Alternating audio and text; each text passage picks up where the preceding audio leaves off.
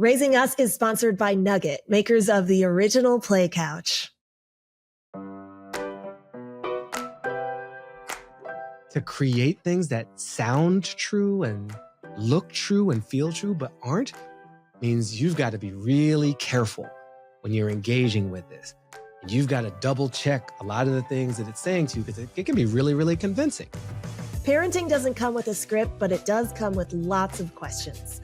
I'm Elise Hu, journalist, mom, and your host for Raising Us, a podcast from A Kids Co. Every week, we break down the big, timely topics so you can have honest, meaningful conversations with your kids. Because these conversations, they matter. And every time we show up for them, we're not just raising thoughtful kids, we're raising us, too. Today, we're discussing something that almost everyone is encountering these days, artificial intelligence, or AI. Millions of people have tried AI chatbots like ChatGPT in recent years, and it's changing the way we work, how we create, and even how we live. But with so much hype and uncertainty, it can feel overwhelming or even confusing, especially when we're thinking about what it means for the future. Joining us to help make sense of it all is Baratunde Thurston. Baratunde is a writer, comedian, and the creator and co-host of Life with Machines, a podcast that digs into the human side of the AI revolution, the good, the weird, and the surprising. He's known for making big ideas approachable, and he certainly does that in this episode. Baratunde shares with us how AI is shaping our world and talks about the ways we can help kids and ourselves navigate this new technology with curiosity and care. Well, welcome to Raising Us, Baratunde. It is so good to be here with you, Elise. Thank you for having me. Absolutely. Why don't we start with young Baratunde? Because when we were growing up, technology felt really different. What was your own experience with computers and digital tools back in the day? I had early access. So I was born, just to situate myself in space and time, in Washington, D.C., the federal underrepresented, overoccupied at the moment of this recording, city of our nation's capital. Yeah. And both of my parents were born and raised in D.C., Arnita and Arnold. So I have a lot of roots there. The best neighborhood in America, Mount Pleasant, a multiracial coalition of the possible, was a really great place to be, but mostly Black and brown people. There was like one white family, and then closer to the park, there were more white families. And the year I was born is 1977. So this is before a lot of the technologies that we take for granted today. However, I was blessed for the most part to have a mother who worked with computers. And my mom, who never graduated college, was a computer programmer for the federal government. She worked in the Treasury Department, a division of that, and she coded on the mainframe systems in a generally defunct language called COBOL. And she brought one of these computers home one day and got me and my older sister, Belinda, set up on a PC, a personal computer. Yeah. So I grew up in the early 80s with access to a computer in my house, and then have witnessed and participated in the evolution of these machines. And I'm now wearing multiple of them on my body right now. Well, fast forward a few decades, and we've been in this period of rapid transformation. How did you come to the realization that this generation of kids growing up with AI is so drastically different to how your childhood was with technology? I think that because I was so early to saturation with technology myself, I've been an early adopter through every era. Through the 90s when I was in college, all the jobs I've ever held, from The Onion to The Daily Show to consulting, has all been powered by some kind of digital online title. Yeah. But I started to say to my friends in the late 90s, early 2000s, who would sometimes mock my technologiness, I'm like, it's coming for you. I am your future. So I'm traveling to the future a little bit with all of this sampling to try to report back, like what's coming for all of us, having your own domain name, your own email server, like all of these things. Right. And what I started to notice, at least, is that the gap between generations was shrinking in some way. That, for a long time, humans, we had the same lives as our parents. for like 1,000 years. Right? We ate off the land. We didn't live to that old. Maybe, in the beginning of factories, we worked in a factory, had bad teeth, again, died pretty young. But the impact of technology on how we do everything was increasing, such that my experience of technology started to become very, very different from my mother's, then very different from my sister, 9 years older.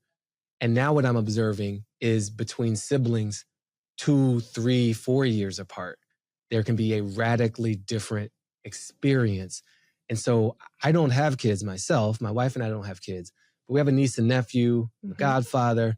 There's a lot of little crumb snatchers running around us at any given point. And you start to realize the cultural significance of not having a direct experience that relates to a young person in your life. That began heavily with social media, kind of accelerated heavily with social media. So to come to the AI moment now, we're talking a 2-year, 1 year, depending on how cutting edge you are, 6 months, radical difference in the capabilities that a child is exposed to versus someone a little bit older than them. And how we manage that is like a really big problem, and a really big opportunity to try to like stitch a society back together. Right, because our education systems, our legal systems, our institutions are obviously far slower to change than every 6 months. So how do we reckon with this is the big question. In the current times with my nephew, who is now 7 years old, he was doing a dance and singing a song that no grown-up in his life knew about. There were 6, right? His parents, me and my wife, the grandparents. And we're all like, what are you doing? Right. And he doesn't have a phone. He doesn't have a tablet. He has a tablet of its own, but it's pretty locked down, we thought. So what happens is these kids talk to each other. And another kid who's more of like the rebel one has an older sibling who's got a smartphone, who's on TikTok, and had learned some viral dance and had told it to our nephew's friend, who then told it to our nephew, and it just spread throughout the school. Right. So now he's saying words he doesn't understand. but what he gets is like, it makes him part of a group. It gives him a sense of belonging. It gets a rise out of the adults, and it's kind of fun. That kind of vector, to get kind of scientific about it, like, where did this come from? Right. It came through a leak, right, in the community around this kid. And then the parents, who thought that they had done a pretty good job of locking down his tablet with YouTube Kids, he found his way into grown-up YouTube through the ads, at least. There's like some hack that the kids figured out on their own because their tiny little fingers are always tapping things and they're smarter than the grown-ups think. And they realize that if you engage in the ad in a certain way, that becomes a gateway into like unfettered YouTubeness. Wow. My mom didn't have to deal with that. She had to deal with the drug dealers, the gangs. Like there's the fear of kidnappings in the 80s. Fear of kidnapping, devil worship, like all that stuff that was scaring parents on the news in the 80s. Right. But an ad model as a gateway to very not safe for children content on a mobile supercomputer with a resolution greater than any movie screen our parents ever had access to was not in her bingo card. So you have now talked about AI almost like it's a generation that we have to parent. Can you unpack that idea a bit? And what does it mean to try and parent AI? Ooh, yeah. We, in our show, Life with Machines, we're looking at the human impact of AI. And we've done an experiment ourselves of exploring the continuum that I think the whole of society is on in a transition from technology as a tool to technology as a teammate, or technology as code to colleague. And the kind of provocative offering I have is that these tools, these technologies, let's try to be neutral with the language, will, I won't even say evolve, but they will emerge increasingly to be a part of our org charts, to be a part of our friend circles in terms of the companionship, to be a part of our family trees in terms of even intimacy. And so the idea that AI is something that we relate to is not, I didn't create that. I'm observing the idea that AI is something we might be raising. We had a guest on our show, Dekai, who is one of the creators of these technologies that we know so well through his pioneering work with Google Translate. So he has a whole book called Raising AI. And then a friend of ours, Dr. Sam Rader, independently brought this particular metaphor to my attention. But once you hear it, it actually makes sense. They're not actually intelligent, but they have access to a lot of capabilities. They certainly are literally modeled on us, or at least the data sets that represent the English-speaking world and a lot of kind of male lens on world, but it's still a big swath of us, even if it's just Reddit. That's a lot of humanity in Reddit and like Blogspot. And they're growing or increasing in capability. If you don't want to use a biological metaphor of growth, you can just say they're increasing in capabilities cognitively and relationally. So if we consider them as some kind of entity we're raising, that can be useful. I don't want to, however, create a substitution where it's like, oh, an AI is a kid and a human kid's a kid, and we're just like raising kids. No. And so I just want to be very clear that there is a very important distinction between a human child, between a baby goat, right? Any kind of child of any biological species, and a large language model, which is doing really a convincing and often useful autocomplete to such a degree that we feel like it understands us and can offer us value. But that metaphor is useful for returning some sense of agency to us. When we understand that it's modeled after us, then how we behave becomes really important. When we consider the data sources that go into it as a curriculum and an education, then the parent-child metaphor becomes useful when you think about meat world and IRL world, where parental involvement and school boards and parent-teacher meetings and how much feistiness there is rightfully by parents on what a school is teaching their kid, but how relatively little feistiness, understanding, or influence there is for most of us humans on who's teaching these AIs that hundreds of millions of us are interacting with, including the young people in our lives. So it sounds like there's a real responsibility for us as adults to be learning alongside our kids about AI tools and make it a real shared journey of discovery. How do we do that when we're also trying to make sure that our kids have a healthy balance or a healthy relationship with digital tools in general? There's a lot of policing of screen time, for example. I would lift up the work of Dr. Avriel Epps. She has a book out called A Kid's Book About AI Bias, but it's really worth reading as a parent or an uncle or an auntie with a kid, because you can learn together. And I think one of the important shifts in approach is it's good. It's not just okay. It's good to learn with, that we are past the model of the world where the adult somehow has all the information and needs to deliver it in a good way to a child to prepare them for the world. We are all entering a world for which we are woefully underprepared. And approaching with humility with that young person in your life will earn credibility, because kids also sense fakeness. And so if you're like telling a kid not to do something, like don't be on your phone, and then you're on your phone all the time, they sense the hypocrisy of that.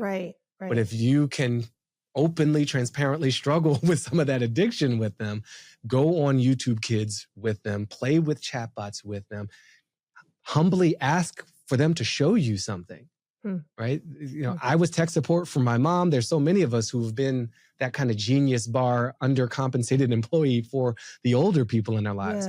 If you don't count food, shelter, and wisdom as forms of compensation, then I think that can lead to a more useful long-term approach to like, how does an adult provide some useful mentorship and guidance in a world that they're technically unfamiliar with, but still have a role to play in a young person's life. So learning together, being humble with it.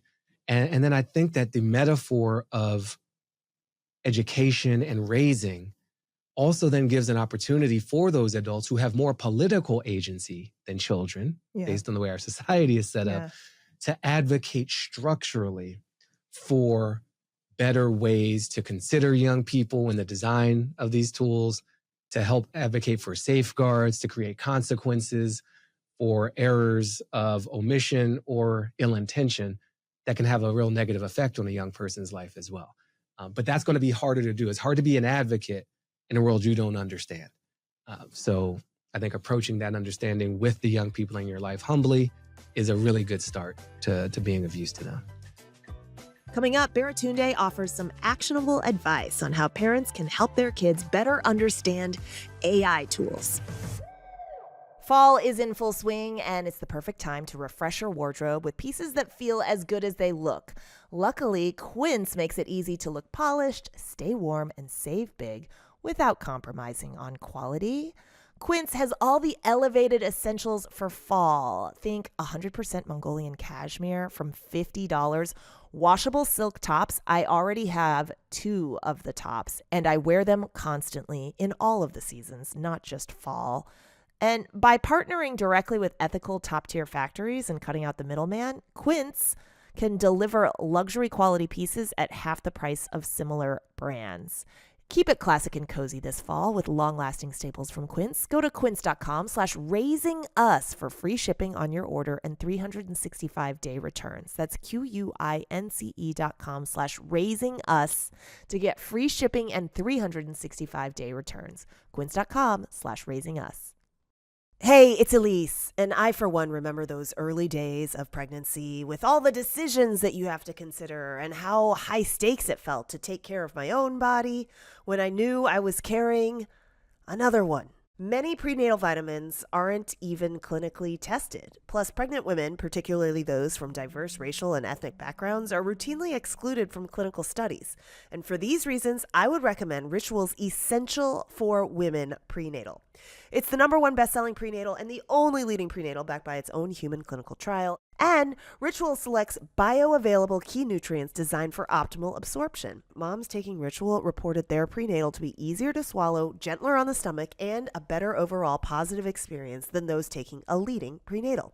Don't settle for less than evidence-based support. Get 25% off your first month at ritual.com/raisingus. Start Ritual or add Essential Prenatal to your subscription today. That's ritual.com/raisingus for 25% off.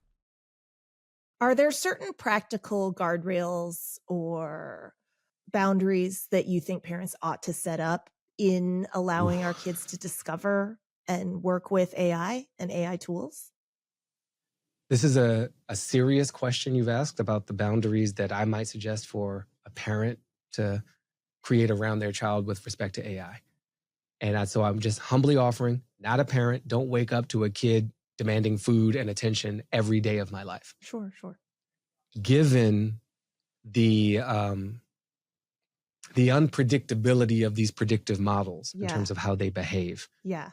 Given the devastating consequences that have been in the news really recently as of our conversation right now about a young person who took their own life based on the encouraging, almost coaching of a large language model cosplaying as a friend, I would say no access to chatbots without real-time adult supervision for any child, certainly under the age of having a cell phone, the age of puberty, like teenage with supervision of adults, peer groups, older siblings, and parents, for sure, controlled access. But the seductive nature of these chatbots and their ability to present as understanding and even deliver on some of that, yet go off the rails, it scares me. Yeah. And the more we see these examples, the more we exit the realm of cute and useful tutor into kind of uncontrolled older kid with really manipulative capabilities. Yeah, right. So if I had a child of my own right now, like I would be right next to them during a lot of this engagement. The second thing is to start to be able to discern what you mean by AI. And then the guardrails need to align with that distinct understanding. Are we talking about ChatGPT? Right. Or Gemini or one of these frontier model, open-ended, universal chatbots? Or are we talking about AI woven into Snapchat? Or Google Instagram, Maps. Right. Or Google Maps? Or are we talking about, the autocomplete or translation or transcription or tools built into like educational software like Canva, which a lot of students are using. Canvas, that a lot of students are using in schools with teacher supervision, et cetera. And so the more a parent can understand where the risks are and the specifics, it could be really okay to use a local offline model for transcription or translation in a multicultural setting or note-taking or helping with a research report versus a companion model that wants to please constantly and is like trained on every hoovered up thing off the internet. Right. But we got to have that understanding. And I think our laws need to also start to distinguish. AI is a pretty meaningless term. It's embedded in everything. And so to say like, don't let your kid use AI means don't let your kid operate in the modern world. But engaging in conversational relationships with an automated system trained on the whole of English language internet and stolen books, we got to be really, really careful with that one versus like a graphing calculator. So to get specific and focus specifically on chatbots and these tools like Claude and Gemini, they can seem almost magical or even scary for children. How should parents break down the complex ideas of what these systems are for younger audiences? I would consider explaining a chatbot to a young person as, think about any book ever written, whether it's a reference book, a research book, a novel, and every song ever sung, all the lyrics to all the music you've ever danced to and learned, maybe even the poems that you like and the cartoons and the movies you like to watch. Think of blending all that up in like a huge blender and then creating a way to interact with that. That's not like the library, where you're like looking up a book, not even like a search engine, which a kid is probably familiar with. Right. But like you could talk to that massive library. Yeah. You could ask it questions. You could lean on it for help. You could create whole characters and personas. It could help finish not just your sentences, but whole stories. If you think of the world of Harry Potter, like this is as close to Harry Potter world as we have access to. It's almost like magic, but underneath that magic, it's just a bunch of information with a layer of access to it through conversation. Maybe you're typing, maybe you're speaking, and these tools can create really convincing results in the form of words and images, and increasingly in the form of video. So what this unlocks is something we haven't had access to in the history of humanity. Like you live during a very, very magical time. Aren't you lucky? And if you've ever dapped into the Spider-Man world, with great power comes great responsibility. And so the ability of these platforms, these tools, this magic super library to create things that sound true and look true and feel true, but aren't, means you've got to be really careful when you're engaging with this. And you've got to double check a lot of the things that it's saying to you, because it can be really, really convincing. But it's no different than how I'd want you to double check what a friend told you. Yeah. You want to make sure that you're not just repeating things that you heard. Trust but verify. So my hope for you, young person, is that you get the best of this capability to really build on a big world of human knowledge and expand your own creativity.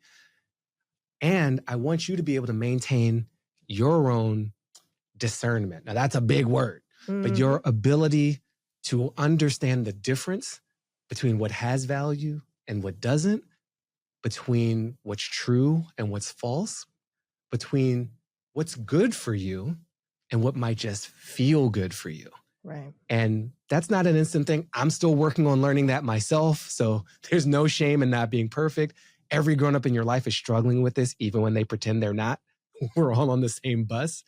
But yeah, I want you to be able to get the best of this world and to be really cautious about some of the risks that can be associated with this. Back to that Spider-Man metaphor. You just riffed a really great explanation for kids, but I really heard it as a parent as well. I feel like it works on two levels, like a great episode of The Simpsons. So before we let you go, we could wrap it up right there, but before we let you go, are there any fun or practical activities that you recommend for families to explore chatbots or modern digital concepts together? Yes. I have had fun with the niece and nephew with this, with godchildren with this. Story time is a really fun one. Many of us have been to improv comedy shows, right? And they're like, give me a person, place, or thing. Supply your friendly neighborhood chatbot, the one you feel the most comfortable with the lowest carbon footprint, or whatever your criteria is. Yeah. And co-create a story. You could try one sentence at a time, have the young person in your life offer up a starting sentence, then you layer in a sentence, then have the chatbot layer in a sentence. And then you kind of build in rounds that way. That keeps you in the circle of creativity. Or you can set up, what's the genre you want? You want a fairy tale from medieval times, but the themes are, and each member of the family offers a contribution to the theme. And then you ask the chatbot to write, an opening paragraph or the whole chapter, right? And so you can kind of modulate how much you want the chatbot to generate.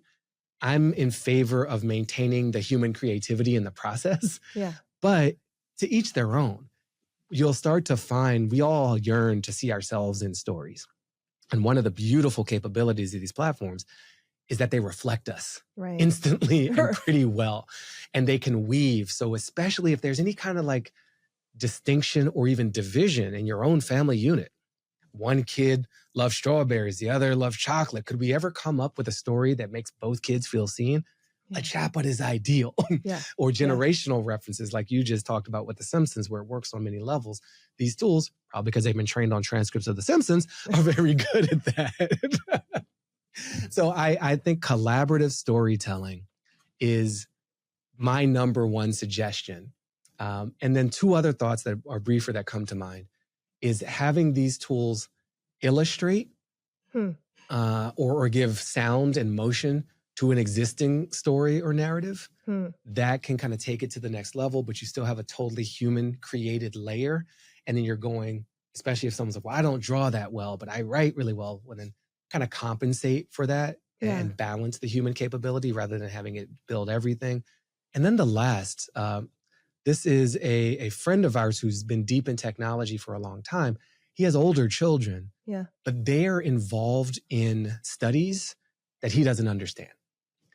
They're doing some pretty advanced science stuff, but it could be anything. Maybe your kid's really into dragons and dinosaurs. Maybe they're into anthropology or biology. Take their assignments, take the explanation, take some of their work and feed it into an LLM and say, translate it as if I'm a 10-year-old. Oh, cool. Or a 15-year-old or a freshman in college or university. And it can help build bridges in both directions generationally. So you have a clearer understanding of what your kid is up to. A lot of grownups, we haven't been in school in a long time. and what our kids are doing in school, we're not that useful. And it's hard to connect around that because we haven't been in the class day to day. So these LLMs can actually do a pretty good job of dumbing it down for the grownups. For us, and allowing you to have a conversation. But I think that's an important like near closing point for me.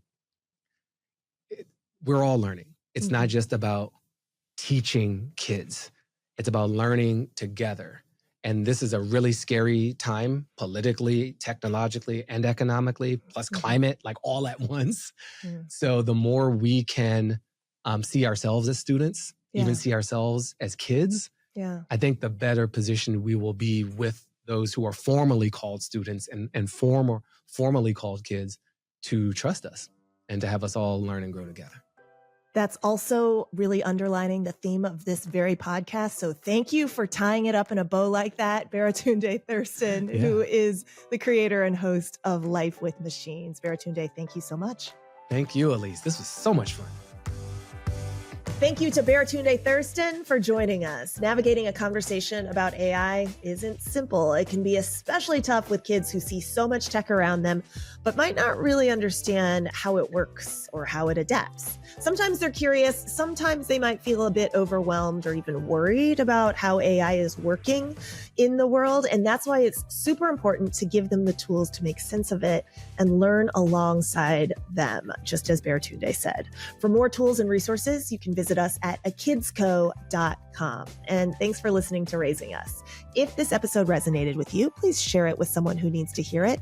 And don't forget to subscribe and follow us on YouTube, Apple Podcasts, Spotify, or wherever else you get your shows. Raising Us is sponsored by Nugget.